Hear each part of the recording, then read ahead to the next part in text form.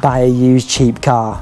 Welcome to my new to me Mini Clubman Hampton Edition. I may have bought the quirkiest car you can buy in the UK, and a lot of you will probably not believe me, but I think it's great. So here it is. In front of me is one of the quirkiest cars I think you can buy in the UK market right now. And when I say quirky, I mean something that is just different from the rest, something that is a little bit odd, a little bit strange, but actually, if you look at it, it's an everyday run-of-the-mill car. I have bought this Mini Clubman 2012 Hampton Edition.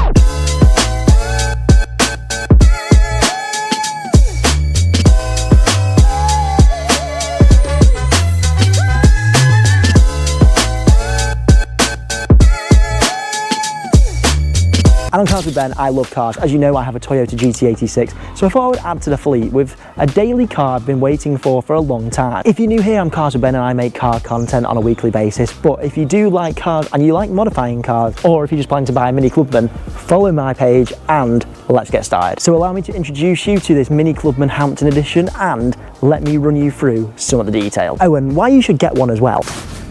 Now you're probably wondering two things. If you're watching so far, why did I buy a Mini Clubman from 2012 when we're in 2025?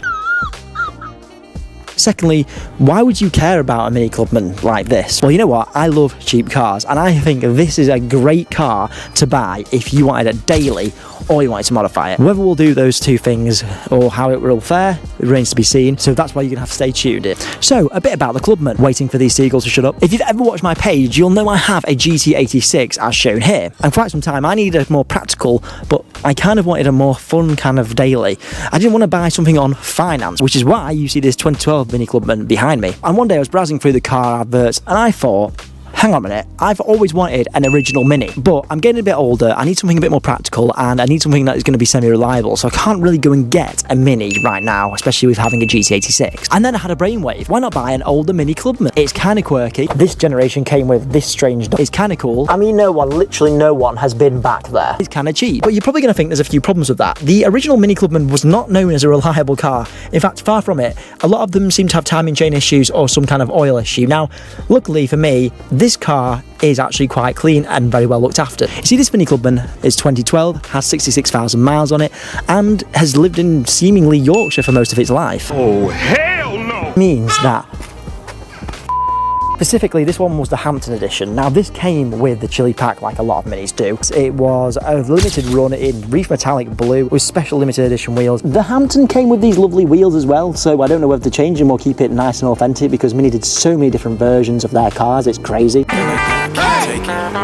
And some lovely leather interior. And as you can tell, it's super clean. This is honestly a really good one. I really like this Mini Clubman, mostly because this generation came with this strange door. And yes, this is called the Hampton Edition, named after the London Borough. Another reason I bought this Mini is because it's quirky. Now, let's get into the quirks. All the quirks and features. And I didn't really want a new Mini Clubman, if I'm honest. I didn't really like them. The only one I liked was a JCW, and it was just far too out of budget. And I thought, well, you know what, why not start doing modifications and cheap cars? Because that's what people like. No one really wants to buy a new car or see me buy a new car because that's pretty boring, right? And unlike the new Mini, this one from 2012, which is probably last year, 2013 they made it, comes with this suicide door, which in my opinion is flipping awesome. Nice.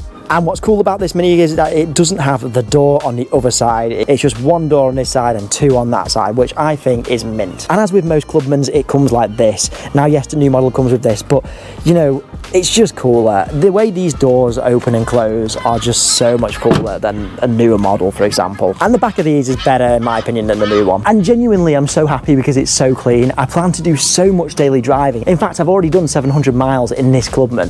So, I don't know, I'm thinking about going to Europe in it. Now the problem is it had the N14 engine, which I think is right, the BMW Mini engine, because for some reason this was just an unreliable car and Mini decided to have timing chain issues and oil issues. Oh no, I've done what I said I wouldn't do on this channel and exactly what the channel's about. The only real issue with this car, and I don't know if you can actually see this on camera, is this random mark here. It's really the only problem, like as if someone dented it. I don't know if you can even see that, but that's really it. It's just got a little scuff and you might have just seen it there, but yeah, that's it. So there it is. This is my new Mini Clubman that will sit alongside my GT86 for a weekend car and a perfect, in my opinion, daily car. And how should I modify it? Let me know in the comments. Now look, it's not a Nissan Q, but I do believe this is kind of cool and quirky. And as a car enthusiast, I love quirky cars. So if you want to see me drive around in the Clubman in Europe and potentially modify it, follow along, because I am going to be doing more content on cars, reviewing them and letting you know what I think of this quirky car.